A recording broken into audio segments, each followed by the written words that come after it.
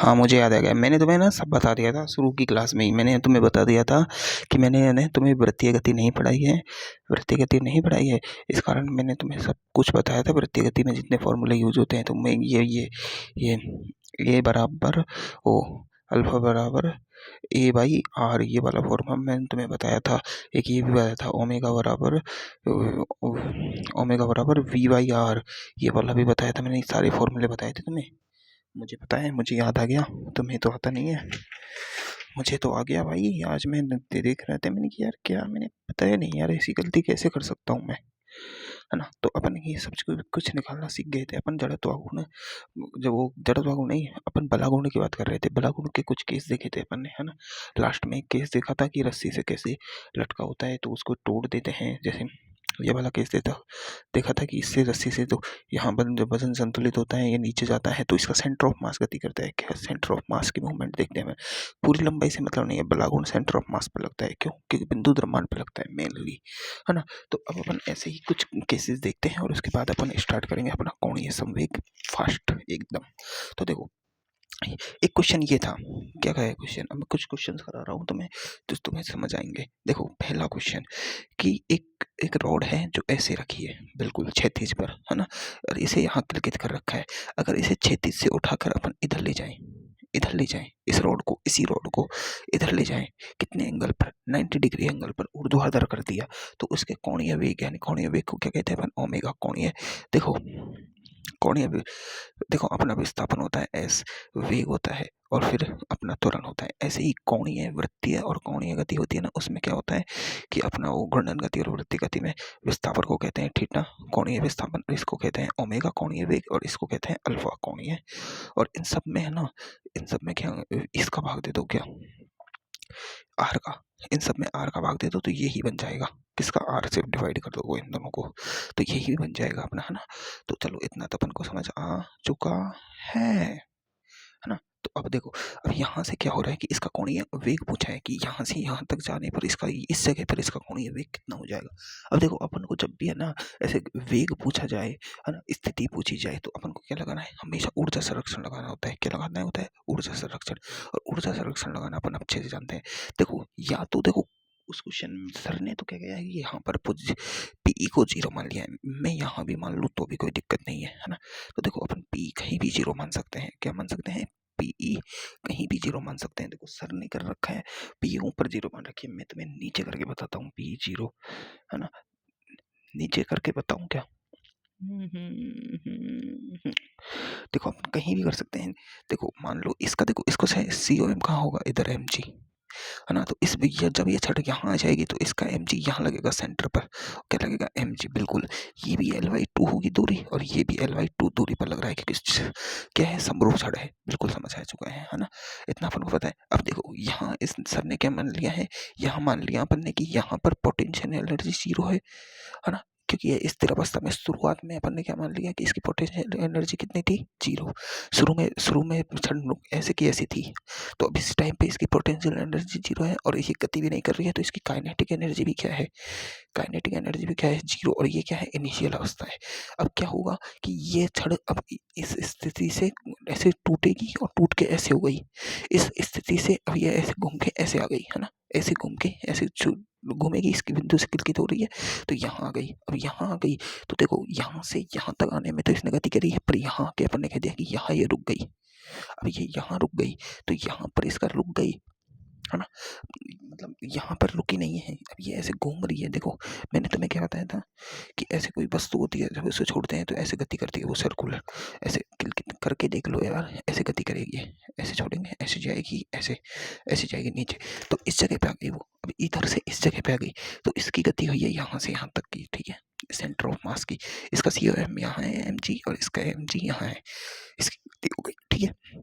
अभी इस जगह पे क्या होगा, इस जगह पे अब ये यहाँ से यहाँ आई है छड़, है ना। तो अब अपन को गति किसकी देखनी है? सिर्फ सेंटर ऑफ मास की, क्योंकि पूरे की गति देखेंगे ना अपन, पूरे की गति की देखेंगे तो अपन क्वेश्चन कर नहीं पाएंगे, अपन को समझ नहीं आया होगा क्या है। तो अब देखो इसका सी ओ एम यहाँ से ऐसे, फिर ये ऐसे सर्कल काटेगा सी ओ एम, इसका सी ओ एम ऐसे ही सर्कल काटेगा, बिल्कुल काटेगा। तो देखो यहाँ तो इसकी जीरो थी, लेकिन यहाँ ये रुकी थोड़ी है। इस क्वेश्चन में कहीं दिया है कि ये यहाँ आके रुकेगी। इसने बोला है कि जब छड़ ऊर्ध्वाधर हो जाए तब कोणीय वेग क्या होगा। मतलब ये ऊर्ध्वाधर हो गई तब इसका वेग देखना है अपन को। वेग क्या होगा, इसका कोणीय वेग क्या होगा, ओमेगा। क्या होगा, ओमेगा। ये ओमेगा देखना है अपन को ना। तो अब देखो ये यहाँ आई है तो इसकी देखो पी जीरो थी और के जीरो थी, लेकिन ये जब यहाँ आ गई, इस स्थिति पे आ गई, तो इसकी स्थिति में परिवर्तन कितना हुआ है, इसके सी ओ एम में परिवर्तन देखो। इसका सी ओ एम यहाँ से यहाँ आ गया इस लाइन पे। ये क्या है, ये इनिशियल क्रिया रेखा थी, ये बाद की क्रिया रेखा हो गई। बाद की क्रिया रेखा पे सी ओ एम का अंतर कितना हुआ है, देखो L/2 कितना आया है। सी ओ एम कितना आ गया, यहाँ था, यहाँ से यहाँ आ गया। मतलब लंबवत देखी दूरी जाए तो L/2 दूरी पर नीचे आ गया। तो इसकी स्थिति में परिवर्तन क्या होगा, mgh। इसकी जो पी होती है, पी फाइनल, वो क्या होती है, mgh। अब देखो पी यहाँ ऊपर थी, यहाँ जीरो थी। एक बात समझो, सर ने तुम्हें वर्क पावर एनर्जी में और COM वाले चैप्टर में पढ़ाया होगा कि जब पोटेंशियल एनर्जी को अपन अगर यहाँ जीरो मान लिया तो इससे ऊपर अपन को पोटेंशियल एनर्जी H हाइट पर लेनी है। क्या लेनी है, PE बराबर लेना है mgh प्लस में, क्योंकि H हाइट ऊपर गए हैं। अगर इससे से अपन L हाइट नीचे चले जाएं, L हाइट नीचे चले जाएं तो अपन को PE लेनी है माइनस mgl। क्या लेनी है, mgl। या x हाइट या L/2 जितनी भी हो उतनी mgl माइनस में लेनी है नीचे। अब यहाँ अपने जीरो माना है, अपने जीरो यहाँ माना है, तो इससे नीचे गए हैं L/2 दूरी पर, तो यहाँ पर mgh होगी, वो होगी माइनस mgl/2। कितनी होगी, माइनस mgl/2, बिल्कुल। अब यहाँ से देखो यहाँ आ गई तो इस जगह पर इसकी अगर गतिज ऊर्जा, मैंने तुम्हें शुरू की फर्स्ट लेक्चर में ही तुम्हें, जब भी मैंने तुम्हें रोटेशनल मोशन पढ़ाया था, तब मैंने तुम्हें दो फॉर्मूले बताए थे। एक तो जड़त्व आघूर्ण का फॉर्मूला बताया था m/2, और दूसरा बताया था उसकी गतिज ऊर्जा का 1/2 I ओमेगा स्क्वायर। देख लो, भले तुम्हें पहली क्लास में ही बताया ये फॉर्मूले, पहली या दूसरी क्लास होगी है ना उसमें, और ये मैंने निकाल के और बताया था जड़त्व आघूर्ण से ये वाला फॉर्मूला। तो इसकी गतिज ऊर्जा क्या होगी इस टाइम में। अब देखो गतिज ऊर्जा 1/2 I ओमेगा स्क्वायर। अब मैंने गतिज ऊर्जा को नेगेटिव क्यों नहीं लिखा, नेगेटिव क्यों, क्योंकि भाई गतिज ऊर्जा होती है, गतिज ऊर्जा वो जो गतिज ऊर्जा होती है वो अदिश राशि होती है, लेकिन पोटेंशियल एनर्जी सदिश राशि होती है ना। दोनों में अंतर है भाई, क्योंकि देखो ये H पर निर्भर कर रही है ऊंचाई पर भाई, और ये ओमेगा पर निर्भर कर रही है ना, ये वेग पर निर्भर कर रही है। तो इस ये नेगेटिव नहीं होगी, है ना। तो अब देखो इसका आई है, आई किसका लेना है अपन को, इस छड़ का, और ओमेगा इसका ये आ गया। अब देखो ये क्या है, फाइनल। अब देखो ऊर्जा संरक्षण लगाएंगे अपन, है ना, energy conservation of energy, conservation of energy लगाएंगे, COE नियम, है ना। COE लगाएंगे ना, तो देखो PE initial plus KE initial equal to हो जाएगा PE final plus KE final. देखो ये जीरो थी, ये थी mgl/2, और ये थी अपनी 1/2 I ओमेगा स्क्वायर। तो यहाँ से देखो इसे इधर ले जाएंगे तो ये प्लस में हो जाएगा mgl/2। अब देखो I की जगह, I क्या है, इसका जड़त्व आघूर्ण, और इसका जड़त्व आघूर्ण क्या होता है, छड़ का एक इस बिंदु के सापेक्ष जड़त्व आघूर्ण क्या होता है, ml/3, और ओमेगा स्क्वायर इसका वेग हो जाएगा। m से तो m गया, l से एक l गया, तो इसका ओमेगा इधर आ जाएगा। इसको ऊपर ले जाओ, ऊपर क्या बचा, g, तो 2 से 2 गया ना, 3g भाई, और नीचे ये l इधर चल जाएगा, नीचे l का रूट ये आ जाएगा इसका, बिल्कुल आ गया, है ना। अभी इतना समझ आ गया ना, ये क्वेश्चन हो गया। अब एक और क्वेश्चन देखो, अगर मान लो अगर ये छड़ थी, है ना, ये छड़ थी, वही छड़ है m लंबाई और l, है ना, m द्रव्यमान और l लंबाई की, है ना, और इस छड़ को इसने क्या किया, एक थीटा कोण पर प्रक्षेपित कर दिया। कितने, थीटा कोण पर। थीटा कोण कुछ भी हो सकता है, 37 हो सकता है, 137 हो सकता है, 147 हो सकता है, कुछ भी हो सकता है भाई, थीटा तो थीटा ही होता है ना। थीटा कोण पर प्रक्षेपित कर दिया। तो देखो शुरुआत में इस स्थिति में इसका क्या था, P बराबर 0 था, है ना, और क्या था भाई, P बराबर 0 था, है ना, एक और क्या था, के बराबर भी 0 था इनिशियल, दोनों चीजें 0 थी। लेकिन इस स्थिति पर इसकी भी देखो, ये L/2 इसका COM होगा, ये दूरी L/2 है, इसका COM mg नीचे लगेगा, इसका COM यहाँ होगा, ये भी नीचे लगेगा, और ये दूरी भी इसका L/2 था। अब इसको देखो, इस त्रिभुज को देखो, इसमें देखो एक दूरी L/2, एक दूरी L/2 और ये दूरी H। कौन सी? इन दोनों के बीच की दूरी। इन दोनों के बीच की दूरी क्या है? H। क्या है? H। बिल्कुल H हो गई, है ना? तो देखो ये थीटा कितना है? थीटा है, अब इस क्वेश्चन में थीटा कितना दिया? 37 डिग्री मान लो, है ना? दिया है 37 डिग्री। तो ये देखो, अब ये 37 डिग्री और ये L/2 है। तो देखो साइन थीटा लगा दें यहाँ पर, साइन थीटा लगा दें, साइन थीटा लगा दें H/L। और ये भी L/2 दूरी है ना, ये मेन, ये दूरी भी तो L/2 है। तो ये देखो थीटा के सामने को गुजर लंब और ये इसका कर्ण। तो देखो साइन 37 लगा दें अपन यहाँ पर, साइन 37 का जो L/2, अब ये 2 ऊपर चल जाएगा ना, तो 2H। और साइन 37 की वैल्यू 3/5 होती है, तो 2H/L। अब देखो ये तो ये नीचे चल जाएगा, ये इधर हो जाएगा, H बच जाएगा। H इक्वल टू हो जाएगा अपना, कितना हो जाएगा? 3/10, 3L/10। ये आ गया इसका H। अब देखो, अब अपन को पता है कि इतनी दूरी पे ये नीचे चलेगा, तो इस स्थिति पर इसकी पी कितनी हो जाएगी? पी फाइनल ये हो जाएगा माइनस, ऊपर अपन ने 0 लिया है तो नीचे जाएंगे तो माइनस mg, और H कितनी है यहाँ पर? 3L/4, 3L/10। और इसका के फाइनल कितना हो जाएगा? के फाइनल हो जाएगा इसका 1/2 आई ओमेगा स्क्वायर। तो अब यहाँ पर अपन यही पी, वो COE, central conservation of energy लगाएंगे। क्या? ऊर्जा संरक्षण, कंजर्वेशन ऑफ एनर्जी, है ना? देखो पी इनिशियल और के इनिशियल तो 0 है, बराबर में करेंगे तो पी फाइनल क्या है? Minus mg 3L/10। और ये देखो इसे पर इसके प्लस में आ जाएगा 1/2 आई ओमेगा स्क्वायर। इन दोनों को बराबर करेंगे तो ये माइनस हट जाएगा। देखो आई की जगह पर अपन क्या लगा देंगे? mg 3L/10, आई की जगह पर देखो 1/2 mL²/3 ओमेगा स्क्वायर। देखो इससे तो ये गया, इससे ये गया, है ना? और ये गया 5 बार, है ना? तो ये देखो इस इधर से मल्टीप्लाई हो जाएगा, 3 3 9, और ये L नीचे चल जाएगा 5L, और ये G हो जाएगा, और ये इसका रूट हो जाएगा, तो हो जाएगा रूट, और ये आ जाएगा अपना ओमेगा। करके देख लेना यार, अब क्या सब कुछ मैं ही करूँ? चलो अब एक नेक्स्ट अच्छा सा क्वेश्चन देखते हैं अपन, फिर अपन अपना अपना वो स्टार्ट करेंगे, कोणीय संवेग कंजर्वेशन। ओ क्या कोणीय, अब ये कराऊं यार कि पहले मैं तुम्हें कोणीय वो बता दूं, क्या बोलते हैं, कोणीय संवेग। यार पहले ही क्वेश्चन कराना जरूरी है। देखो मैं क्वेश्चन तो मैं करा देता हूँ ना, इसके बाद इसकी थ्योरी भी समझा दूंगा, बहुत लंबा हो जाएगा यार, पता नहीं, देखते हैं क्या होता है।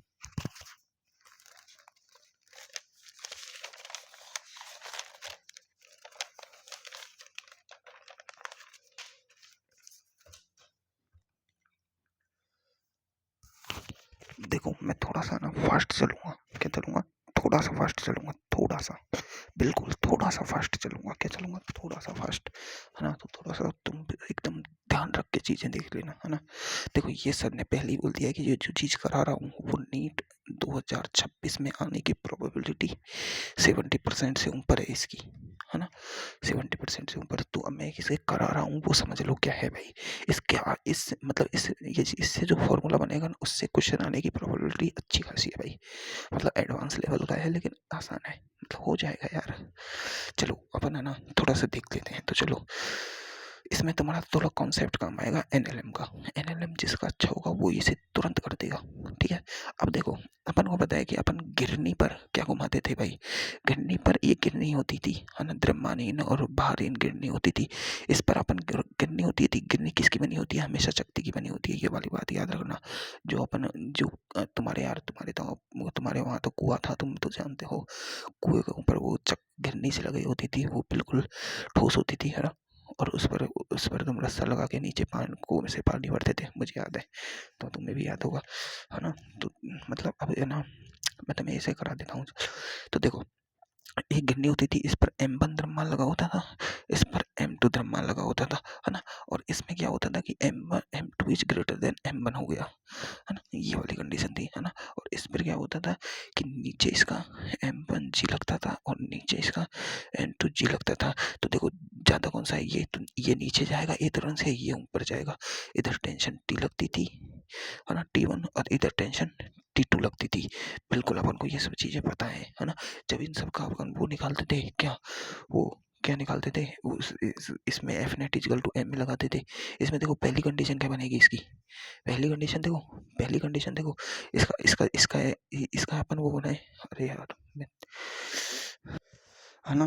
तो है ना, मतलब अब अपन को क्या करना है कि ये भी इतना हो गया तो इसकी अपन क्या बनाते थे भाई, पहले इसकी एक समीकरण बनाएंगे, इसकी दूसरे समीकरण बनाते थे कि नहीं बनाते थे भाई, बनाते थे। तो देखो इसकी दूसरी पहली समीकरण बनाते हैं, तो इसका एफबीडी बना दो, इसका एफबीडी बनाएंगे। तो देखो एक किधर की तरफ है, एक ये टी की तरफ, तो टी वाला टेंशन ज़्यादा फोर्स होगा, तो T1 minus M1G is equal to MA होगा। ये समीकरण होगी अपनी पहली।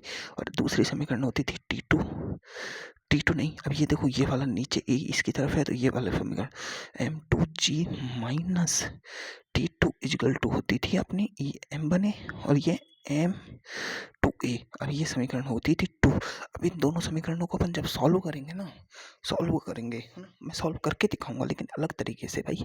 अभी अपन को जो मेन चीज़ है ना, वो इन दोनों समीकरणों को अपन सॉल्व करेंगे तो ए की जो वैल्यू आएगी ना, किसकी वैल्यू, ए की वैल्यू, किसकी वैल्यू, ए की, जो ए की वैल्यू आती है ना, वो तुम्हें ध्यान रखनी है। अब मैं सॉल्व करके दिखाऊं कि या फिर तुम खुद कर लोगे यार, बता दो क्या करो यार, सॉल्व करके दिखाऊंगी यार। सॉल्व करने में सच में बहुत टाइम लग जाएगा। तो मैंने इन दोनों समीकरणों को जब सॉल्व करते हैं ना अपन, तो एक ही वैल्यू आ जाती है। और कैसे आती है यार, अब तुम्हें क्या ही बताऊं, इसकी है आंधी जैसे। अरे रुको, इधर है ना एक एक पॉइंट होता है भाई, इधर जो टेंशन है ना, ये दोनों टेंशन बराबर है भाई, नहीं टेंशन दोनों बराबर रहे ना, हाँ हाँ टेंशन दोनों बराबर होती है भाई, टेंशन, क्योंकि रस्सी एक है ना भाई, दिक्कत ये है रस्सी एक है, तो ये टेंशन दोनों बराबर होती थी, बिल्कुल होती थी भाई। टेंशन है जो दोनों पहले बराबर होती थी उस केस में, लेकिन इस केस में नहीं है, क्योंकि अगर इस केस में क्या होती थी, टेंशन बराबर होती थी अपने केस में, है ना। तो टेंशन दोनों में टी होगी, टेंशन दोनों के रस्सी एक है ना, तो टेंशन एक बराबर हो गया अपन बताए। तो अब यहाँ से अपन है ना, इसमें से अपन टेंशन की वैल्यू निकाल लेते थे। इसमें से देखो समीकरण एक से अपन टेंशन की वैल्यू निकालेंगे ना, टेंशन की टी बराबर, तो आएगा अपना M1A माइनस, ये माइनस का इधर जाएगा तो प्लस हो जाएगा M1G। तो टेंशन की वैल्यू आ रही है यहाँ पर अपनी, M1 कॉमन आ जाएगा, A प्लस G, यहाँ टेंशन की वैल्यू ये आ रही है। अब इस वैल्यू को अपन इसमें समीकरण में पुट करेंगे ना, इस समीकरण में पुट करेंगे तो देखो M2G, अरे यार क्या ही लिख रहा हूँ मैं, M2G माइनस ये इसकी ये वाली वैल्यू पुट करो, ये वैल्यू मेन ये है अपनी M1A प्लस M1G बराबर आ जाएगा अपना M2A, है ना। तो देखो ये ए है ना, इसको इधर ले आओ, इसको इधर ले आएंगे ना अपना, तो M2G प्लस M1G, है ना, और ये हो जाएगा M2A प्लस M1A, इस M1A को इधर ले जाएंगे तो, है ना। तो अब देखो यहाँ से देखो, यहाँ से देखो अगर अपन है ना इसको इसको देखो, इसमें से अपन क्या क्या कॉमन ले सकते हैं, ए कॉमन ले सकते हैं भाई, बिल्कुल ले सकते हैं ना भाई, है ना। तो देखो ये हो जाएगा, ए कॉमन ले लेंगे तो ए कॉमन ले लिया, बचा क्या M1 प्लस M2 ये बचा ना, M1 प्लस M2 बचा ना भाई, और इसके बराबर में है M2G प्लस M1G, बिल्कुल है ना, बिल्कुल बचा ना, हाँ।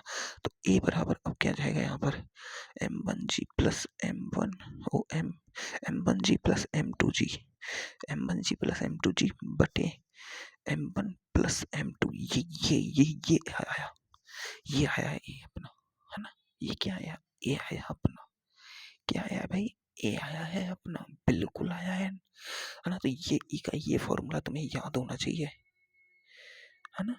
क्या है, ये वाला फॉर्मूला तुम्हें याद होना चाहिए, है ना। ये क्या है एफ नेट, और ये क्या है M total, F net by M total लगाते हैं, है ना, तब ये आता है बिल्कुल, हाँ।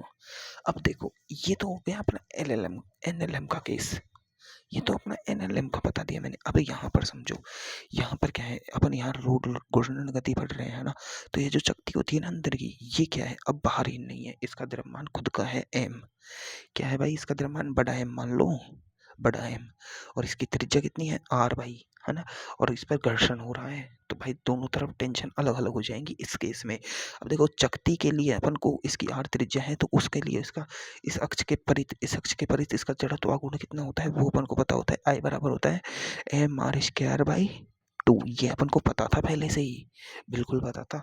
अब यही केस अगर अपन यहाँ लगाएं, कहाँ, अब ये इसका द्रव्यमान है भाई चकती का, और चकती की त्रिज्या भी है। अब इस पे अपन ने यही केस लटका दिया यहाँ, इधर लगा दिया अपना m1 और यहाँ लगा दिया अपन ने m2, इसका खुद का द्रव्यमान m है। तो यहाँ पर अब टेंशन अलग अलग हो जाएंगी, यहाँ होगी T1 और यहाँ होगी अपनी T2।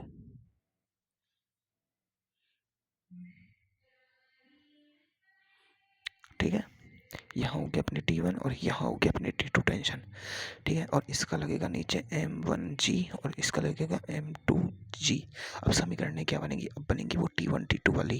देखो इसका खुद का अपन को जड़त्व भागुण अलग निकालना है, और ये अब ये खुद घूमेगी, ये खुद का द्रव्यमान है ना, खुद का द्रव्यमान भी तो है इसका m और r, है ना। तो अब पुली के लिए अब अगर अपन सॉल्व करेंगे, देखो इसके लिए समीकरण सॉल्व कर लेता हूँ मैं पहले, इनके लिए तो अपन कर ही लेंगे, है ना, लेकिन पुली का भी तो सॉल्व करना जरूरी है।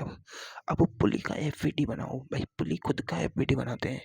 देखो पहले इनका कर लेते हैं, इन दोनों को कर लेते हैं। तो इन दोनों का क्या होगा, इसका तो एक का एफवीडी ये बनेगा, इसका एक का एफवीडी ये बनेगा।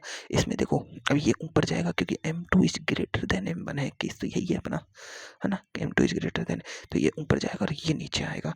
तो अब देखो ये ऊपर जाएगा तो इसका ये ज्यादा होगा, तो T1 माइनस m1g बराबर m है। ये तो अपनी पहली केस बनेगी m1 है, और m2g, m2 क्यों लेंगे, क्योंकि भाई ये a इसकी तरफ है, m2g माइनस T2 बराबर m m2a, ये केस अपनी बनेगी दूसरी। ठीक है,